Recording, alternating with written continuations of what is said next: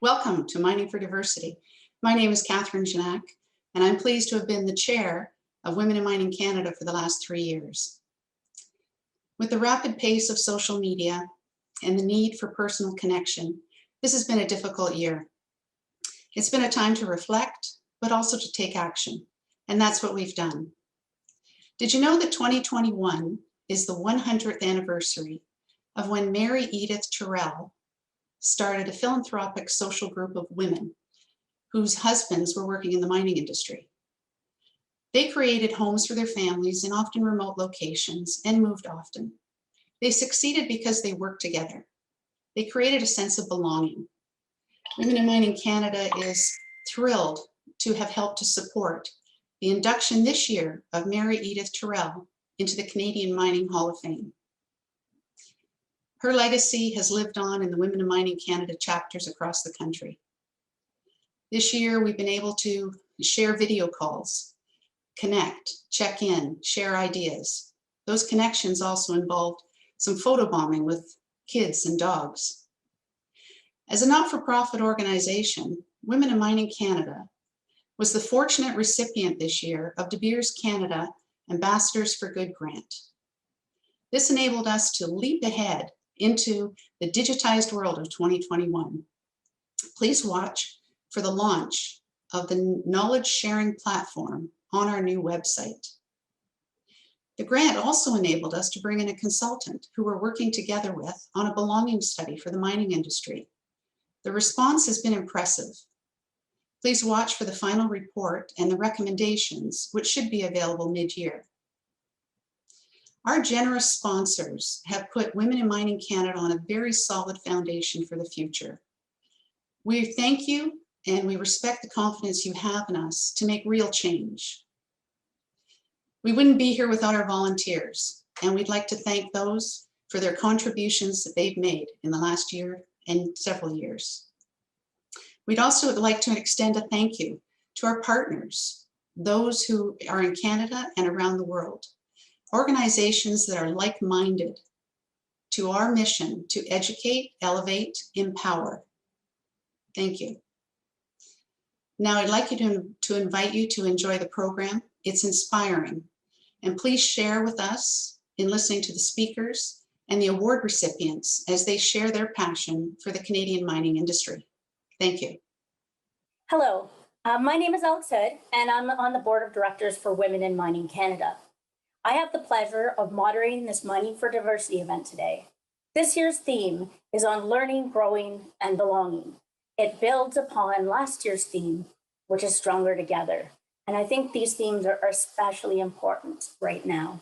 The past year has been challenging, and we have all worked hard to pull together and help each other.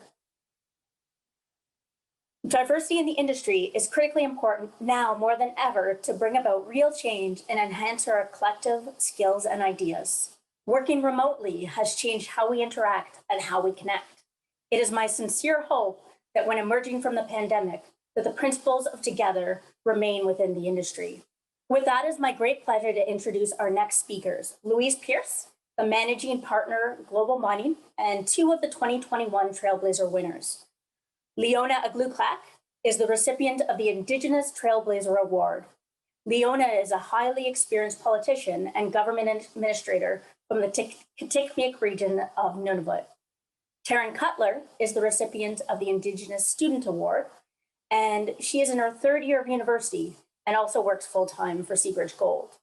The focus of this discussion is on how to promote culture and build partnerships with marginalized groups. Hello, Leona and Taryn, and welcome to this quick session to discuss, well, first of all, congratulations on being the recipients of the Indigenous Trailblazer and the Indigenous Student Trailblazer Award. Your stories are inspiring for all across the world and many generations, so thank you, and I'm delighted to have the opportunity to chat to you today. So jumping right in, in addition to the devastating effects we saw in 2020 from the pandemic, and we still continue to struggle with, 2020 also brought tragic social tragedy, such as what we saw in Minnesota with the unfortunate death of a Black man, and more close to home in the mining sector, in the destruction of 46,000-year-old indigenous rock shelters in Western Australia as part of the mining process. And with that, I think we lost a lot of human and social capital. And I think it raised an awareness of society to better embrace the need to understand and hear a voice from marginalized and underrepresented peoples. So turning to you, Leona, what are the benefits that you've seen? You've spent your life building up Nunavut, building up your people, in establishing processes that work. And so what have you seen from partnerships that are in the underrepresented voices of these projects at the early stage of when some mining companies coming into Nunavut? What can they learn? What's your advice? Thank you for that question. I think as Indigenous people, we can, in my view, do a better job amongst our own people to share some of the challenges, that also some of the processes or initiatives that we had undertaken to arrive at a consensus on a path forward.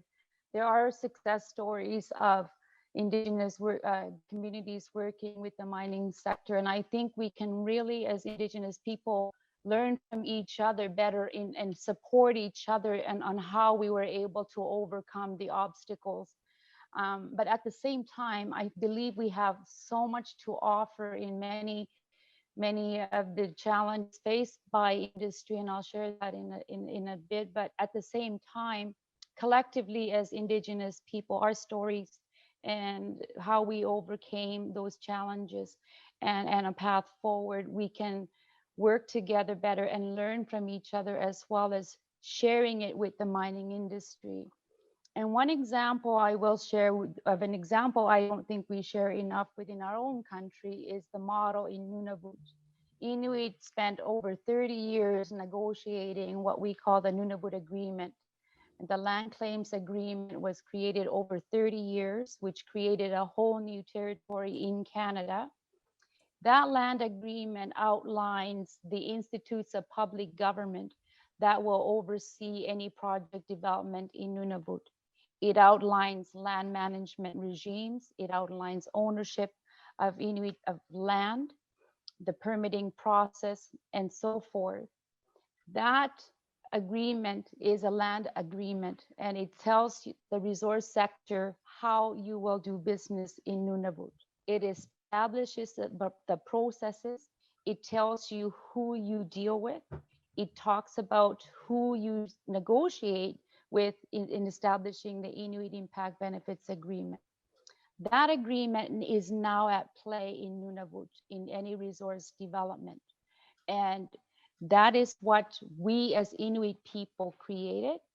We are the people at the table making those challenging and difficult decisions, and we own those decisions, as difficult and challenging as they may be. But at the end of the day, over 30 years, our leaders negotiated a regime that clearly outlines the processes that industry need to undertake in doing business in the North. So it already establishes that process. The substance of negotiating the Inuit Impact Benefits Agreements, that's between the Inuit leadership and organizations and mining industry. But in terms of working on a project going forward, it clearly outlines who's at the table, who is the leader. It clearly outlines to the sector who they work with within those systems. And I think nothing is perfect in this world, but it is a model that was created by Inuit, for the benefit of Inuit in the Nunavut region. And that is one model, I think, that can be shared within Canada as well as outside Canada, in sharing what those best practices may be in developing those partnerships in a meaningful way where Indigenous people contribute to development. Fantastic. And Taryn, building on that same theme, and you grew up in a mining community, so in probably a different part of Canada, but equally with Indigenous heritage. And what did you now do a lot of work also with communities in and around British Columbia, where you're working. So what actionable examples have you seen that are really effective in embracing, and what did your childhood experience bring that you bring into those today's actions? Thank you for the question. I do think for mining as a whole, mining sometimes doesn't have a great past. And I think it's important for any company to get on the right foot from the day one. And I think for any company, local knowledge, local people, the local input is essential. Just starting that off, transparency, being honest about projects, being honest about the work that's coming, being honest about the impacts, rather than trying to, go, put them aside. Let's be upfront about them. I think for me, growing up in a mining community, there was a lot of diversity. There was, yes, impacts and yes, diversity, but it did create more opportunities to expand to local other small communities that made lasting impressions. So I think it's important to be on the right path, like the right foot the first time. I think consistency is key. Sometimes you have to repeat your messaging, and kind of what Leona was saying, like it takes time to make these decisions. We can't rush them. Each community, Northern community or Indigenous community, they're all at different levels of understanding of the mining life cycle. That's the big one that I've learned, because one community is so fluent in mining, another community are just learning. So always be conscious of the audience you're speaking to. Never assume everyone knows everything about the industry. So always be respectful of where they're all at. So I think those are some key things to bring when you engage with people, is just respect of what their knowledge. Yeah, that knowledge is so key, and I think maybe also not just the knowledge that they may not have, but the knowledge they bring, and so I think the Tahltan people who have been mining for a very long time, and we can learn a lot, I think, from everyone, especially in cultural heritage. I think so much knowledge, so much knowledge to be gained. So we're going to quickly close here because it's just a short session, but I want to give you both a chance to, and I'll start with Leona again, but what final insight would you like to share, or perhaps what do you think is a real opportunity for those in the audience who are looking to build partnerships with underrepresented people? What piece of advice do you have for them?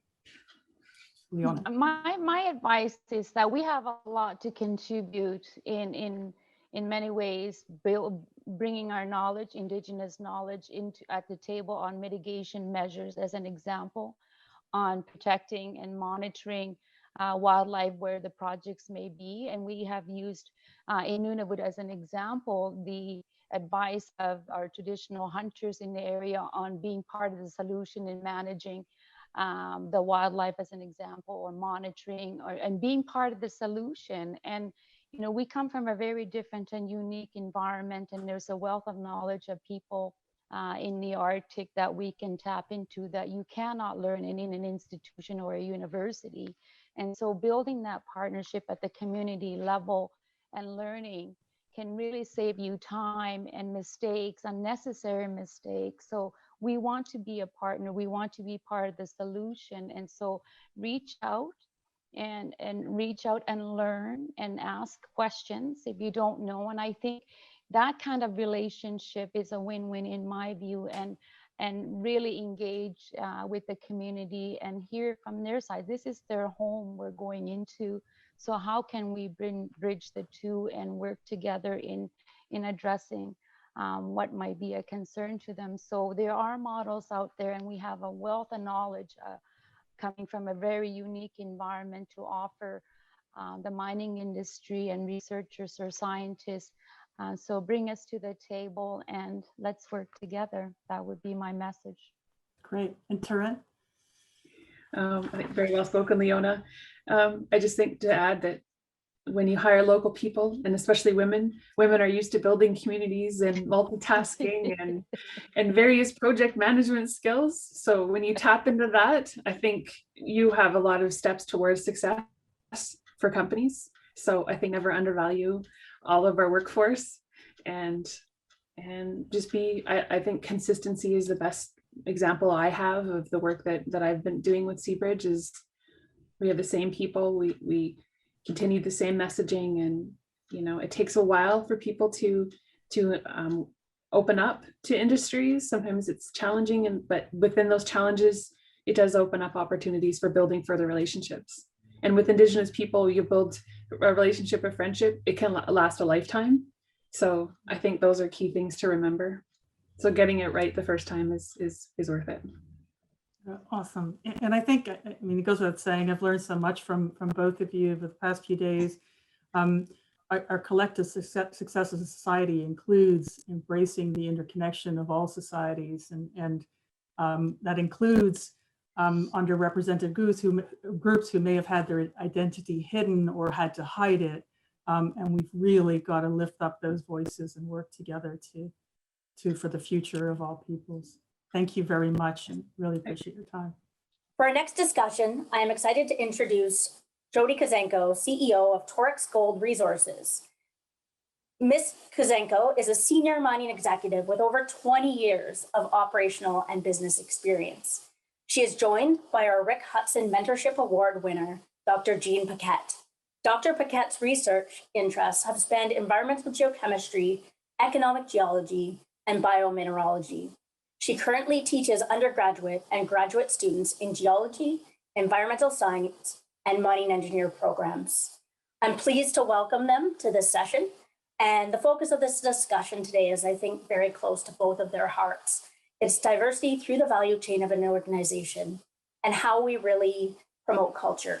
Thank you for joining us, Jody and Dr. Paquette. I think the first question is going to be aimed for you, Jody. And so, in your view, how important is culture in elevating not only the performance of organizations, but also the potential of the individuals that work there?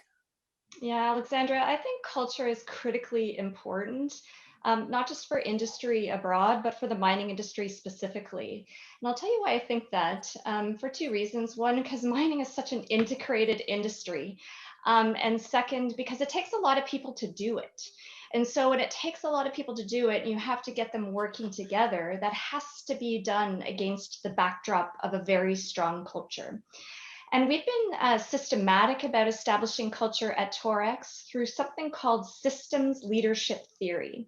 Now, there are entire books written about systems leadership theory, so I can't get into all of it. But what I would say is that it's an integrated system of models that allows us to get leadership behaviors, leadership systems, and leadership symbols in place in the organization that creates a culture where we think people willingly give the best they've got. And we do that against the background of values in our organization, 6 fundamental values: trusting, love, courage, dignifying, honest, and fair. Those have been the Torex values since the start and will always be them. They don't get written and rewritten by executives every year. And so getting that right has enabled Torex to deliver record production, exemplary community relations, exemplary union relations, employee relations, and one of the records I'm most proud of, which is 10 million hours lost time injury free at site. So exemplary safety as well. All of that to say, culture and values, I think, are critically important, Alexandra, in running any business. Perfect, thank you. And Jean, as the winner of the Rick Hudson Mentorship Award, you're really responsible and have a key role at McGill in mentoring the students. So how do you envision diversity and an inclusive culture being integrated into academia? And why do you think it's so important that we need to change? Well, the issues of basically using mineral resources and managing their extraction are more and more integrated with those of social acceptability. And that means communicating the research basically and the impact of those activities effectively. So we're seeing just basically fewer students moving in the traditional professions of geology, of exploration geology. And even though that remains very vibrant in our program, we've also grown an Earth System Science program that attracts students that have a much more holistic view of Earth systems. And we've become involved in interfaculty programs with departments like economics to basically just get students familiar with issues of earth sciences and resources, and also the impacts that it has on the quality of life and the prospects for the people who are directly involved in those activities.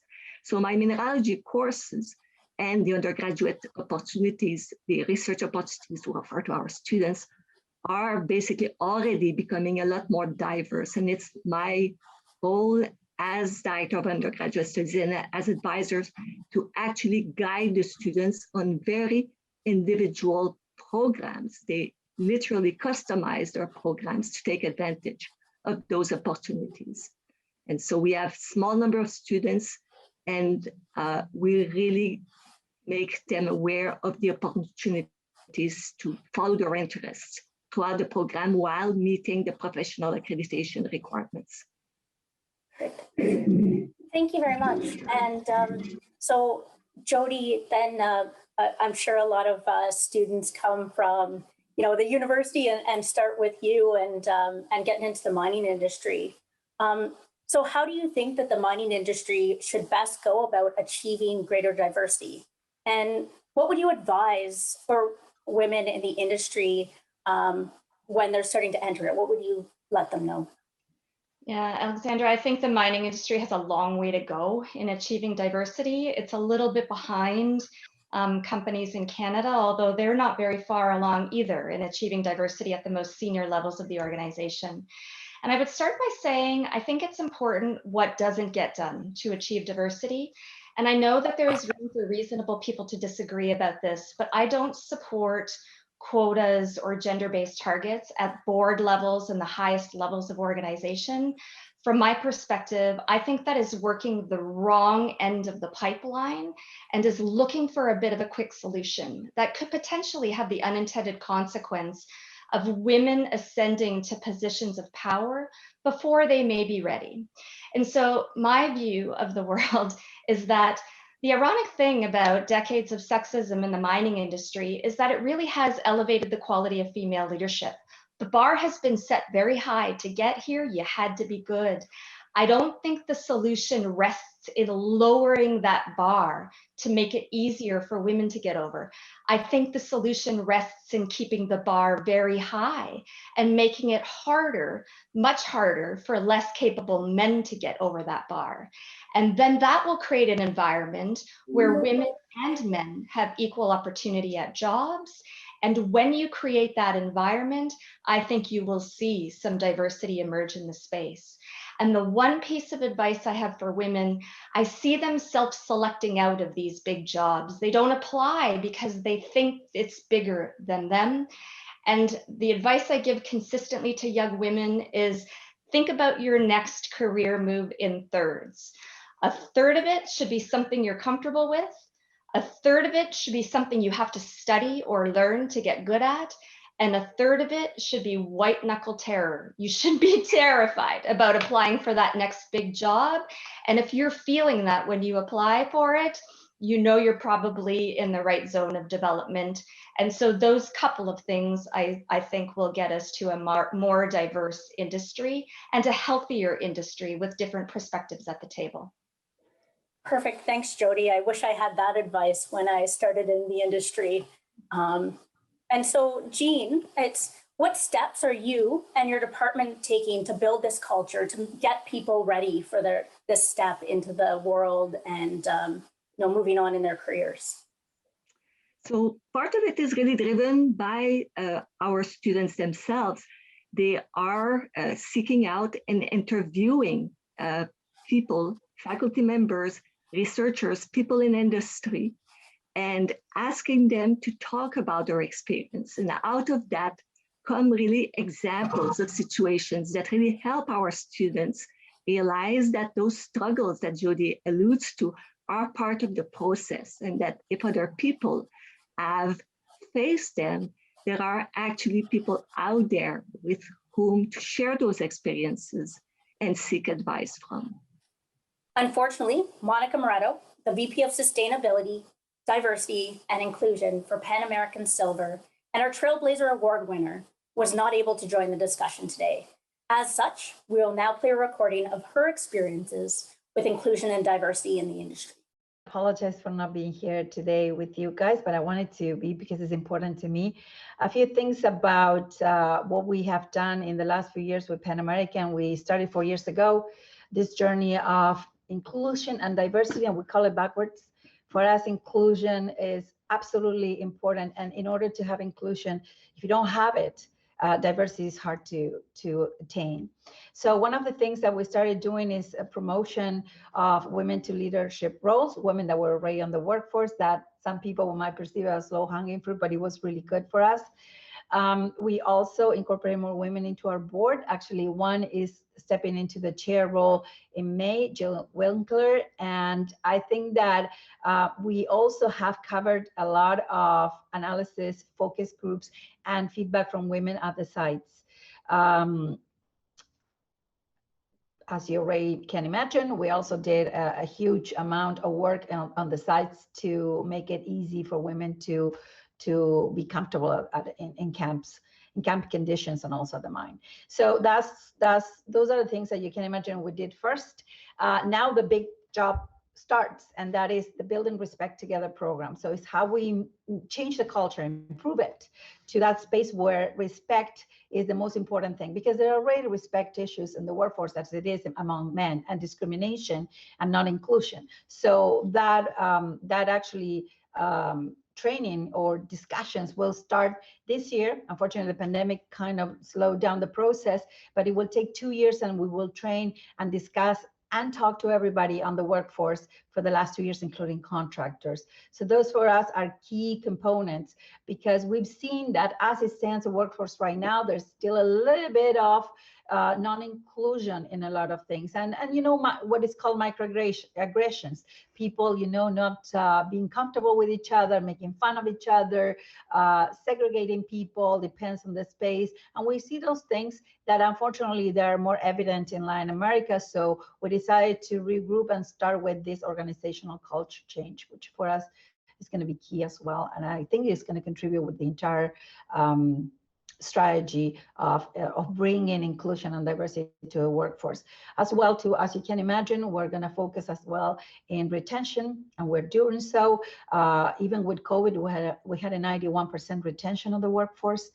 And the other thing that I wanted to touch on that for me is really important regarding this BRT program is work on the conscious and unconscious bias. For us, conscious bias is obviously the hardest one, because unconscious, you don't know what you're doing, you probably can improve it. Now, improving conscious bias is a tougher conversation. It's what you think and you believe in, and you're actually aware of what you're saying or what you're doing. Those for us are dangerous, and so we're going to have those conversations as well. So as you can imagine, there are lots going on. The pandemic has put a lot more pressure into these issues, but I think that everything brings an opportunity. Definitely, there is an opportunity now with shortage of workers, and with a lot of challenges on the sites to bring workers. We actually started a training program in the communities to bring women to the workforce as well, straight from the communities. So I'm pretty sure all this stuff will work. We're very positive, we're very excited, regardless of the conditions of the pandemic. And we know the Pan American is fully committed through our CEO, Michael Steinman, to create this change on the workforce. For our final discussion, I am pleased to introduce Christine Barwell, VP of HR for Alamos Gold. Christine has worked in the industry for over 20 years and is responsible for driving its people and talent strategy globally. She is joined by Lori Manukin, our student trailblazer and award winner. Lori is a PhD candidate at McGill University, where she is currently focusing on nutrient recovery from water treatment processes using microorganisms. I'm very excited to introduce them, and they'll be focusing on their different perspectives on how we empower people and how we can grow and lead within our organization. Lori, thank you for joining us. I think with the first question, if you can let us know why you think it's so important for diversity and an inclusive culture to be integrated into an organization, and why do you think we need to see this change? Thanks, Alexandra. Well, I think diversity brings new ideas to an organization, new ways of solving problems, and new ways of thinking. And I think an important point to make in answering your question is that we need to have openness within organizations as well, so that diverse ways of thinking can make it to the final product. And I think this is a trend, it's not a change. We're seeing the trend of increased diversity and inclusion in our society. And this is a trend that's going to continue in the mining industry. We just need to add a little bit of a catalyst. Thank you very much. And so Christine, what steps do you think an organization can take to build this into their culture? Not just mining, but into all different types of organizations. Yeah, so great question. And I think there's a lot of organizations can do, but I think the most important thing is that going into this and wanting to establish a diverse and inclusive climate and culture, they need to understand what it is. And it's really making sure that a diverse employee base is able to contribute, as Lori has said, to effective decision-making. And so what are the steps? We need to, as leaders in an organization, give people that access, give people that level of comfort so that they can bring their fresh ideas forward. Because I do believe that's going to give us much, much better decisions. And we've seen the stats when it comes to companies and high-performing companies and how effective diversity and inclusion has been. Great, thank you. And Lori, you're this year's Student Trailblazer. Congratulations on receiving the award. So what have you seen that has been impressive in the industry regarding diversity as well, and especially the learning, growing, and belonging? Is there something that you hope for in that space? Yeah, so in my early career and my experience in the mining industry, I've seen a significant collaboration between academia and industry. And I think it's important to bridge the gap between academia and industry to advance technologies, processes, and to improve certain types of efficiencies. And these can be done through in-depth scientific research. So as academics, we can learn and grow as we adapt our scientific approach to more applied fields. And as industry workers, this can help us advance our technologies. And another point I'd like to make is that what I've seen is that there are more women in the academic sphere than in the industrial one currently. So perhaps bridging this gap can also increase female visibility within industry, and we can have an overall positive impact on female presence. So when we see the added value in each other's ideas, we can also increase our sense of belonging. And what I hope is that moving forward, that the advances in academia can be reflected more in industry. Great, thank you. And Christine, you've been in the industry for more than 20 years and as an HR director. So really, as an expert in the mining industry, what have you seen that has been impressive regarding diversity, learning, growing, and belonging? And what are you hoping for? So a similar question. Yeah, thank you. And, I'm seeing and I'm hearing and having more conversations about diversity and inclusion. So that's a big step forward. And again, it's incumbent on the leaders to make sure we are setting that platform. So I think, where Lori talked about the gap and filling in that gap, I think that's a really good way of describing what we need. And we need an educated workforce, understanding, again, what diversity and inclusion is. And I think as we become more aware and our depth of knowledge is more acute, I think that's going to give us an environment where we are going to have a diverse population that does feel empowered. Because again, if we go back to the inclusion part of that, that's about access and resources. And I think and leadership sort of acumen to make sure that people feel they've got the opportunity, the access to participate and contribute. Thank you. And, for me, inclusion is really about celebrating and incorporating and accepting everyone's unique differences and how they bring different things to the table. So the next question I want to ask of both of you, but I'll start with Lori. Lori, do you really think that the mining industry is on this path of becoming more diverse, or what are your thoughts in that space? Well, I think my understanding of the mining industry is that we don't have enough women in leadership positions. Surprisingly, most of my bosses have been women, but I think I'm an odd case. But as I mentioned before, I do believe that the mining industry should reflect similar trends that we're seeing in our society. So as we become more diverse and inclusive in our society, I would only hope that mining would also follow these types of trends. I think the key challenge is in the norms and societal perceptions of having women in certain positions or certain fields. And this is something that potentially transcends the mining sector, but we can all work towards this. Thank you. And Christine, same question. Do you think we're on the right path? I do, and it's evidenced particularly at the board level. We're seeing more and more female representation at the board level, and I think the conversations we are now having with some of our external stakeholders in many different capacities, under ESG, under HR, under some of the sort of science-based operations areas, we are having more conversation about broader diversity and needing to be clear that it's not just about gender, that it's more than that. So I would say as a start, we've been focused on gender. I agree with Lori, we need more women in mining, no question. I think there's lots of opportunity on how to make mining more attractive to women, but I think equally to other diversity and diverse backgrounds. I think we've got an opportunity as well. Perfect, thank you. Is it possible to ask Christine a question? Yes, of course. I'm just wondering, as a leader in HR in the mining industry, what do you do to retain the workforce when you do have women entering the field? What are some of your tips and tricks?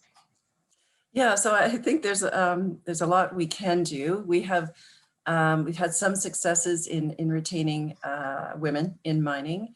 And some of that comes very naturally. So it could be how we manage our talent in the organization.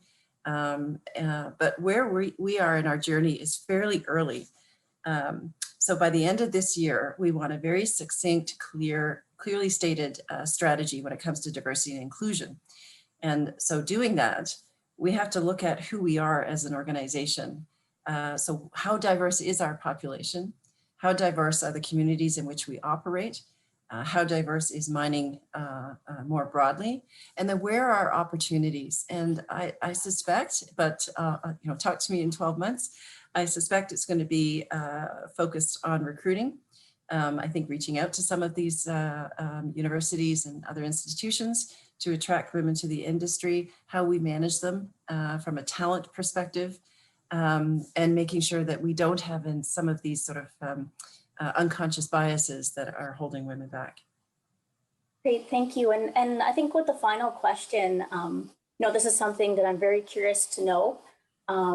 Lori, you have done quite a bit of work in the water treatment space and continued your journey in academia. And so in being involved in mines, what are you most excited about in your potential future career? So as you mentioned, I'm passionate about the environment, and what keeps me excited is that companies are caring more and more about the environment and taking sustainability more seriously. So this is really motivating for me and the future generations.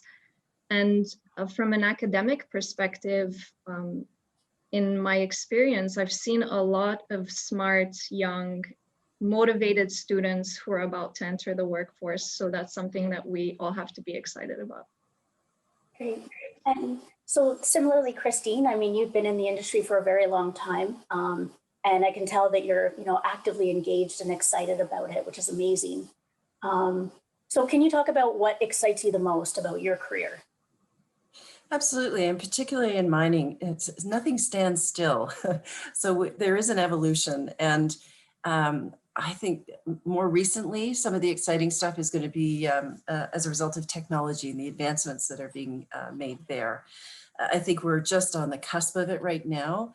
You know, there are some things that have to be worked out so we can fully embrace it in mining in particular. But I think that is going to bring a lot of opportunity. I think it's also my experience in the industry has been very an environment where they're very open to change. So I can tell you that, you know, from when I started this journey to now, what a difference. And we've got a lot of progressive people working in the industry, as Lori pointed out, very, very committed to the environment, to safety of our employees. And that's a really good place to start if you want to keep evolving the industry. Great, thank you. And do you have any advice that you'd like to share with people that are entering the industry? Yeah, I would say, and I would say this to anyone, be open to learning. You know, learning is lifelong. I'm certainly still learning, and I suspect I will be for years to come. But I think with that comes opportunity. I think with that comes confidence. And I think that's how we're going to really get to that place of a more diverse and inclusive climate. Perfect. Thank you to you both. And Lori, congratulations on being our student trailblazer. That's an amazing achievement, and I know you really deserve it. So congratulations and thank you. Thank you Congratulations, very much. Lori.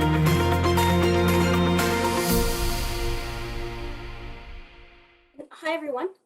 So a lot of our session today has really focused on, you know, the past, where we are in the industry and where we're really trying to go. And so I think what we want to do kind of for the end of our session, because we're getting close to the end, is talk about the future. And so with that, I'd like to end the session, and I'll go through and have each of our wonderful panelists speak on what one thing you think should happen in the industry in order to enhance diversity, inclusion, and a sense of belonging.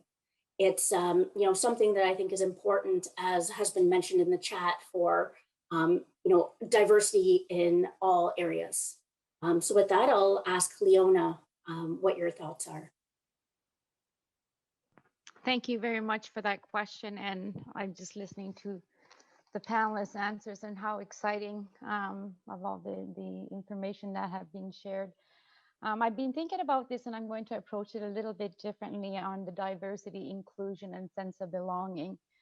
Where I come from, there's a very little opportunities. I mean, from the Arctic in Nunavut, we don't have factories, we don't have farms, we don't have forestry. And the resource sector has really brought in opportunities that we would not otherwise have.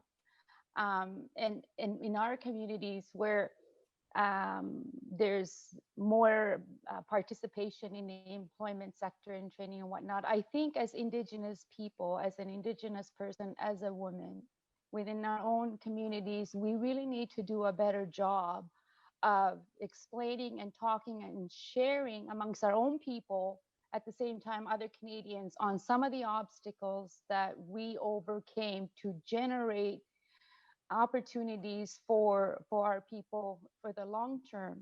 I have seen firsthand communities with the highest unemployment rates to one of the lowest. I see many Indigenous people, Inuit, participating in the resource sector. I see Inuit businesses being creating and contributing and serving the mining industry. And these opportunities would not have otherwise existed had there not been resource sector in our backyards. And you know, we see individuals that have long-term employment, providing for their families. And you know, you're seeing it in the community level where it's transformed families where it would have never been otherwise. They would be unemployed and whatnot. So we need to share those. We need to share those success stories. And it's not easy. It's not easy to get over those, to be included, to participate in a meaningful way in the development of mining industry. And through participation, you create that diversity within the mining industry. So what does the mining industry need to do? Mine in our region, work in partnership and communicate your success stories and share with an industry. Even this panel conversation, that is so exciting to hear what other companies are doing. We can, as Indigenous people, as Inuit people within our own backyard, need to do a better job of sharing those within our communities as well, to generate those opportunities and be included. And the industry adapts very quickly. And so long as I'm participating as a Inuk and as a woman in this sector, I will continue to promote those opportunities. And nothing good is easy to do. You know, it's very easy to say, no, that's the easiest job of anyone, but to work towards a long-term initiative that will benefit your people takes hard work. It takes working together and resolving issues to be inclusive. So I guess a lesson to the industry would be share your successes, and the partnerships that you're creating with Indigenous communities, as with women and whatnot. Those are part of your success, and collectively let's work to share more of those examples amongst ourselves and our communities. Thank you. Perfect. Thank you very much, Leona. And so with that, I was going to ask you, Taryn, what your thoughts are for the future. And it's we don't have much time left, so I'm hoping I can get everyone in before the end of the session. Yep, for sure. Thank you for the question. And thank you, Leona, for your answer. That was wonderful. I too am going to take a little bit of a different direction. I see diversity as it's every day. A person that's, for myself, of a different minority group and a female. Often we're put, in positions where we feel like we have to work twice as hard to be recognized by your own team members. So I think for a team and companies, let's start off the beginning of recognizing some of our similarities, not our differences. For example, our work ethics, our skill set, our drive, determination, those things are universal. I think if we focus on some similarities, not always the differences, that's what creates the team. For Indigenous people particularly, we want to be included as the team. We want to be included with everybody else, so we can create more inclusion that way. People want to buy in and want to move forward with the company. They want to stay there for a long time. So I think when we focus on the right person for the right position, rather than focusing on what makes them different, I think that's what creates a stronger team. Awesome. Thank you so much. I think those are really wise words. So Louise, what are your thoughts for the future? Yeah, thanks. And great session so far. I think I'm going to borrow from International Women's Day 2021, which this is International Women's Week. And the theme for this year is choose to challenge. And for me, that means being empowered and also brave enough to use my voice when I encounter inequality or bias. A challenged world is an alert world, and we all have a voice in that world. And I think in order to enhance the diversity, inclusion, and sense of belonging, we need to lead by example. And some of the ways, I've done this is, and I'm a founding member of ERM's Inclusion Advisory Council, which we've had for about 3 years now. And that team is a very diverse team, made up from consultants around the world of all career levels, different based in different geographies, different ethnic backgrounds, sexual orientations. I get so much inspiration from just listening to them. They know so much more than I do.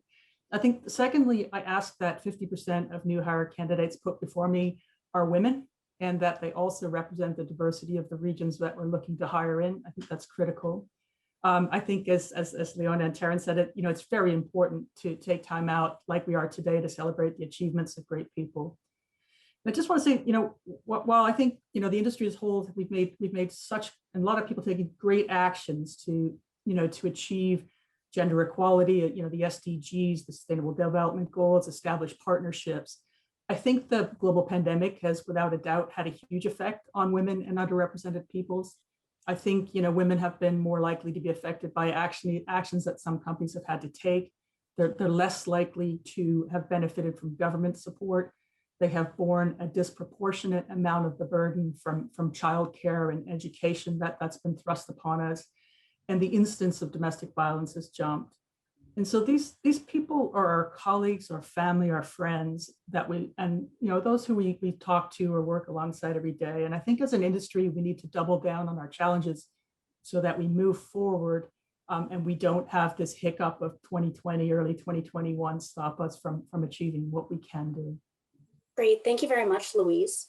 And so with that, Monica, do you want to give your perspective on where we need to go? Yeah, great comments. I just wanted to add a little bit on what Taryn was saying. I think that the industry right now is facing the real challenge side. I think that a lot of the stuff that has been done so far has been the easiest part. I think that now in the day-to-day work, the real challenges rely on at sites with the workforce, including communities, where there is real disparity on education and knowledge, and that will take time with a lot of respect. I think that diversity and segregation on the mining industry doesn't only happen with women. Also, I've noticed a lot of issues around ageism and younger generations. They're not being respected a lot of the times, or not being taken seriously, or not being promoted enough or fast enough. And they have a lot to say, and they actually have amazing ideas a lot of the times that are not respected right on time. And the other thing that I would love to say, that I would love to see actually in general, is that we stop pushing women to behave like men in the workforce. We actually penalize women that are women, and they're proud to be women, and they behave like women. So the day that we respect the differences, it will be a much better day. Again, I think we're on the road, but there's a lot more mentoring, a lot more respect that we need to do along the road. Great, thank you, Monica. And Dr. Paquette, it's interesting, there's been a lot of conversation in the chat on the importance of bringing this into academia. What's your advice? Well, as instructor and as advisor, one way is really to encourage the students to network with industry, and that is to take advantage of very often the inexpensive memberships for students in professional societies, and support them in applications for scholarships and awards. Another way is to break the silos that exist in programs. Some courses are really reserved for the students in engineering, and others are for students who are interested in learning about how to promote development in environmentally responsible ways. And so finding ways to basically get those students to interact even during their undergraduate degree is really important. And related to that is something that can also be done outside of coursework. And when I hear of how important it would be to give a platform to the people in mining impacted communities to talk about their roles as agents of change, I think that we have students in all our programs who would be really excited at the opportunity of interviewing those people. Perfect, thank you, Dr. Paquette. And Lori, as one of those students, what's your advice? Well, I think we need to see a change in culture to enhance diversity in mining. I believe that the way senior management thinks reflects the philosophy of a company. And as the mentality shift takes on from one company to the next, it will eventually impact the mining industry.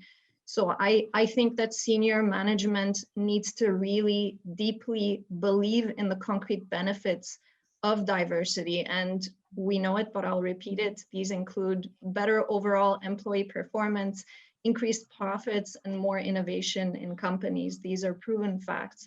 So changing what I think is that changing the vision and the mentality of your organization as a whole has to start from the top first. So the leadership needs to believe in this.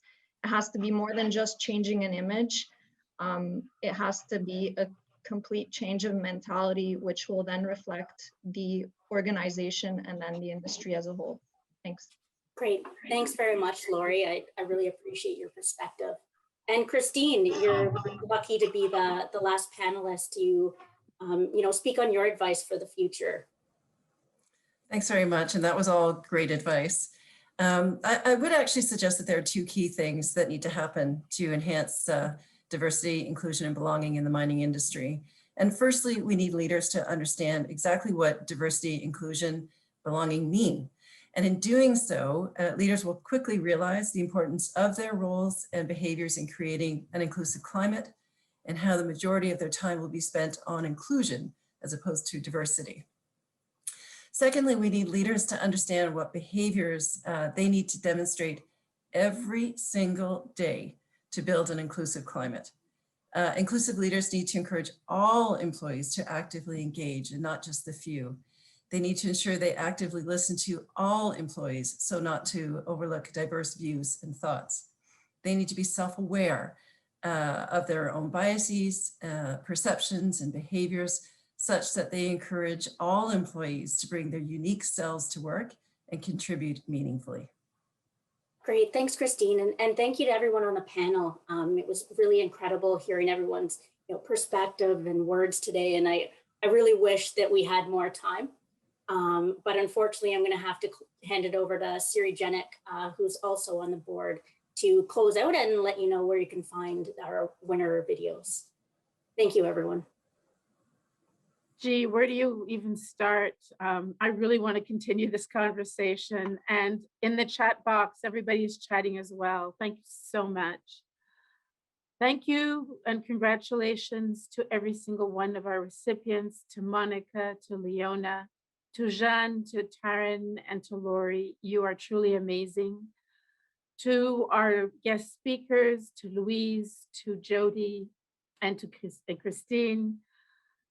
Thank you also for your time and your insight and your thoughts. To all of the nominees, and there were many of them this year, thank you for participating. And to all of you who have nominated these women, please keep doing it. We already look forward to 2022 Women in Mining Canada's Trailblazer Award program. So please start thinking of all of those amazing women, all of the student mentors that you can nominate, and putting your nomination packages together. To the jury, to the members, all of you, men and women who have sat through and evaluated all of the nominees' packages, nominations, thank you very much for your time. And I know it was a very difficult job. All of the names of the nominees and of the jury members will be posted on Women in Mining Canada's website in the upcoming week or so. So please make sure you check there to see all of the participants. To all of our sponsors, some of whom are already on this slide that you can see, thank you very, very much for making this one of our best years ever. We truly appreciate it. It's made a lot of our initiatives possible, and we're extremely grateful for your participation. The same for all of our partners. You've made it easier, less challenging. To all of the chapters, for those of you who are listening, to everybody out there across Canada, thank you for being part of this incredible network. Finally, to a partner that's been very supportive of this year's event. We're not in that incredible huge hall all having a drink, but we will be hopefully next year. Thank you to the PDAC for your support. To an unsung hero who I do want to mention by name, to Stephanie Wolf, who has helped Alex and myself put this all together. Everybody looked brilliant. Thanks to her perseverance, her patience with all of us, and to AB Canada, of course. To all of our members and to all of the audience, a huge thank you. Remember that this is the time to challenge, to change. This is the time that we all become and belong. This is a time to educate, elevate, and empower all of the women in our mining industry. Please, when you finished participating in this event, go to the Women in Mining for Canada virtual booth. There is a lot more information. All of the winners' audios, all of the recipients' audio and acceptance speeches are there, as well as a wealth of other information. Please drop your card. If you have any questions, please make sure you ask. We will get back to you as soon as we can. Thank you very, very much, and enjoy the rest of PDAC and have a great day. Bye-bye.